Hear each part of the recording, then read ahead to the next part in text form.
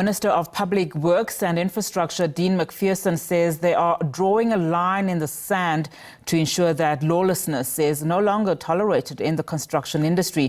Now, he says they will not negotiate with criminals to be able to build basic infrastructure that is desperately needed by the people. Macpherson delivered a keynote address at the National Construction Summit on crime-free construction sites in Durban. Stakeholders, including business and police, are gathered to form a concrete plan to permanently deal with so-called construction mafias. Now, Macpherson added that police need to take action against those who are disrupting construction around the country.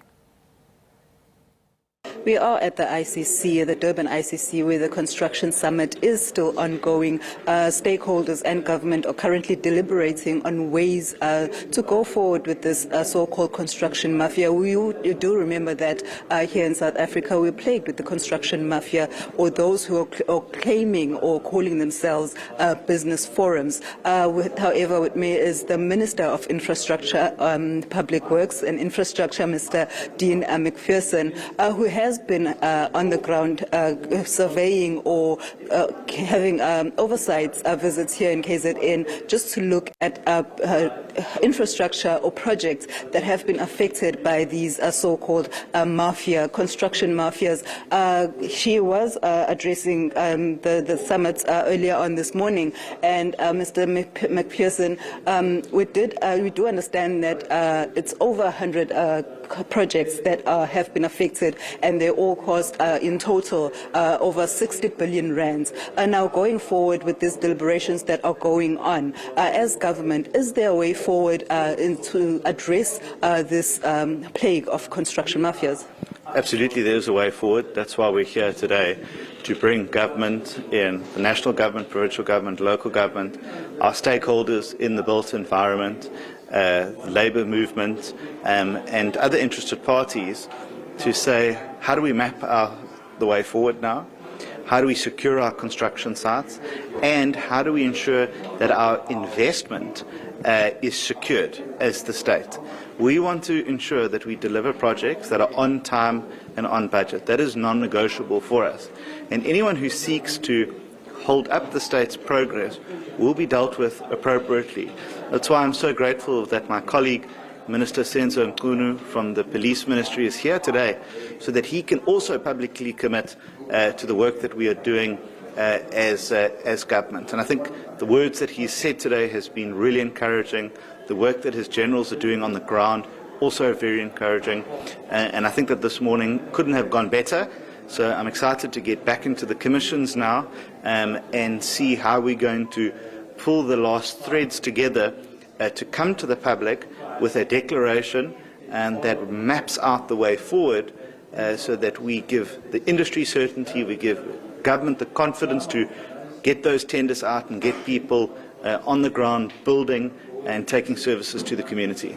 Now, you did also mention that these construction mafias, they don't only target big construction companies, but also those up-and-coming ones who are still picking up from the ground. And you did also mention that it is affecting investor confidence in the country and here in KZN. Going forward, have you found ways to appease investor confidence here for investors to come and carry on investing here in the province, in South Africa, and dealing with these construction mafias?